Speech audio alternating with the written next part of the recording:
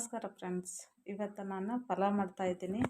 ಯಾವ ಥರ ಅಂತ ತೋರಿಸ್ತೀನಿ, ನೋಡ್ಕೊಂಬನ್ರಿ ಫ್ರೆಂಡ್ಸ.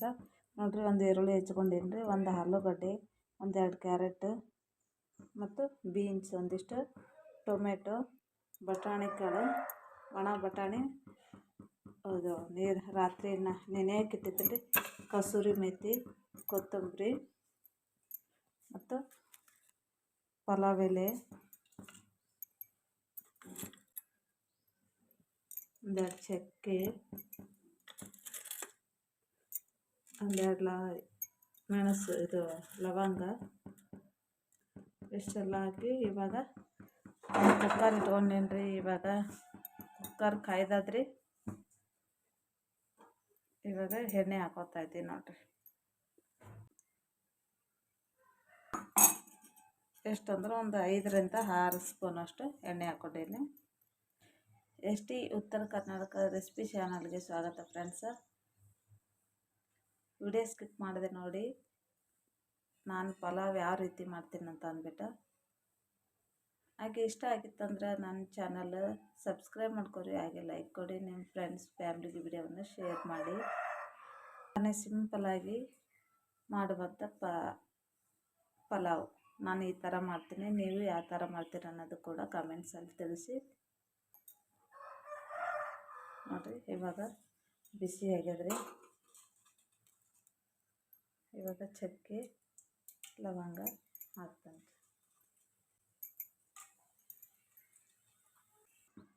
ನೋಡಿರಿ, ಇವಾಗ ನಾನು ಅಲ್ಲ ಬೆಳ್ಳುಳ್ಳಿ ಪೇಸ್ಟ್ ಹಾಕೊಂಬ್ರಿ. ಎಣ್ಣೆಗೆ ಚೆನ್ನಾಗಿ ಫ್ರೈ ಆಗಬೇಕು. ಅಲ್ಲ ಬೆಳ್ಳುಳ್ಳಿದು ಸ್ಮೆಲ್ ಏನು ಇರುತ್ತಲ್ರಿ, ಅದೆಲ್ಲನೂ ಚೆನ್ನಾಗಿ ಎಣ್ಣೆಗೆ ಫ್ರೈ ಆಗಬೇಕು ರೀ. ಇಲ್ಲಾಂದ್ರೆ ಒಂಥರ ಸ್ಮೆಲ್ ಬರ್ತದ್ರಿ. ನೋಡಿ, ಎಲ್ಲ ಎಣ್ಣೆಗೆ ಚೆನ್ನಾಗಿ ಫ್ರೈ ಆಗ್ಯದ್ರಿ. ಇವಾಗ ಈರುಳ್ಳಿ ಹಾಕೋತೀನಿ ರೀ. ಈರುಳ್ಳಿ ಮತ್ತು ಆಲೂಗಡ್ಡೆ ತರಕಾರಿ ಏನಾಗುತ್ತೆ ಎಲ್ಲಷ್ಟು ಎಣ್ಣೆಯಲ್ಲಿ ಫ್ರೈ ಮಾಡ್ತೀನಿ ರೀ. ಎಲ್ಲ ತರಕಾರಿ ಹಾಕಿಬಿಟ್ಟು ಫ್ರೈ ಮಾಡ್ಬೇಕಂತ.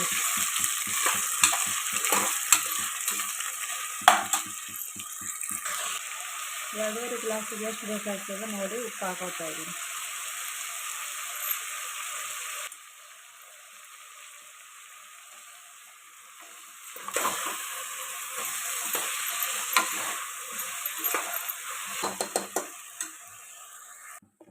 ಇವಾಗ ಕೊತ್ತಂಬರಿ ಒಂದಿಷ್ಟು ಹಾಕೋತೀನಿ ರೀ. ಹಾಗೆ ಎಷ್ಟು ಬೇಕಾಗುತ್ತೆ ನೋಡಿ ಹಾಕೊಳ್ರಿ. ಖಾರ ನಾನು 2 ಗ್ಲಾಸಿಗೆ 2.5 ಚಮಚ ಹಾಕ್ತಾಯಿದ್ದೀನಿ ನೋಡಿ. ಇವಾಗ ಚೆನ್ನಾಗಿ ಖಾರ ಮಿಕ್ಸ್ ಆಗಬೇಕು, ಅದರೊಳಗೆ ಮಿಕ್ಸ್ ಆಗಿ ಚೆನ್ನಾಗಿ ಕುದಿ ಬರಬೇಕು ರೀ. ಕೊತ್ತಂಬರಿ ಒಂದಿಷ್ಟು ತಗೊಳ್ಳಿ.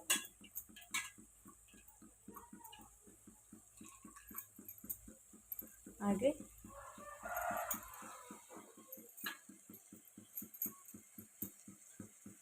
ಕಸೂರಿ ಮೆಥಿನ ಹಾಕ್ತಾಯಿದ್ದೀನಿ. ಎಲ್ಲನೂ ಮಿಕ್ಸ್ ಮಾಡಿ ಮುಚ್ಚಳ ಮುಚ್ಚಿ ಇಡ್ತೀನಿ ರೀ ಸ್ವಲ್ಪ ಹೊತ್ತು. ಆನಂತರ ಅಕ್ಕಿ ತೊಳೆದಾಕ್ತೀನಿ.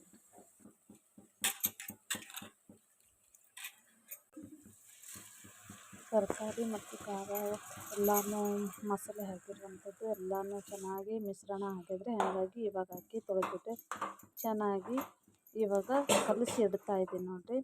ಎಲ್ಲನೂ ಹಾಕಿ ತರಕಾರಿ ಒಳಗೆ ಮಿಕ್ಸ್ ಆಗಬೇಕು. ಮಿಕ್ಸ್ ಆದ ನಂತರ ಅದಕ್ಕೆ ನಾನು ಎಷ್ಟು 2.5 ಗ್ಲಾಸ್ ತೊಗೊಂಡಿನಲ್ಲ ಫ್ರೆಂಡ್ಸ್, ಅದಕ್ಕೆ ನೀರು ಅಳತೆ ಮೇಲೆ ಹಾಕ್ತಾಯಿದ್ದೀನಿ ನೋಡಿ. ಎಷ್ಟು ಹಿಡಿಯುತ್ತೆ 2.5 ಗ್ಲಾಸಿಗೆ ಅಂತಂದ್ಬಿಟ್ಟು ಅಂದಾಜು ಮೇಲೆ ನಾನು ನೀರು ಹಾಕ್ತಾಯಿದ್ದೀನಿ ನೋಡಿರಿ. ಇವಾಗ ಕುದೀತಾ ಇದೆ ನೋಡಿರಿ.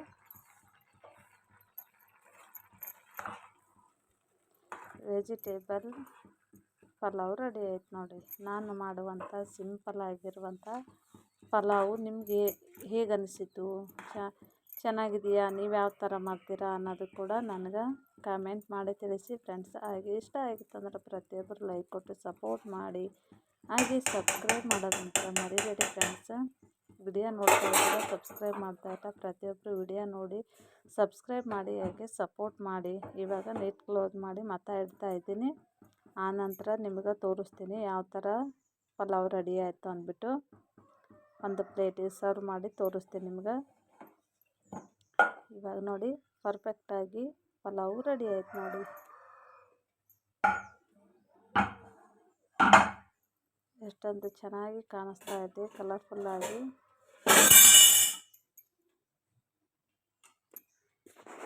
ತುಂಬಾ ಚೆನ್ನಾಗಾಗುತ್ತೆ. ಬಿಸಿ ಬಿಸಿ ಪಲಾವ್ ಜೊತೆ ಒಂದು ಸ್ವಲ್ಪ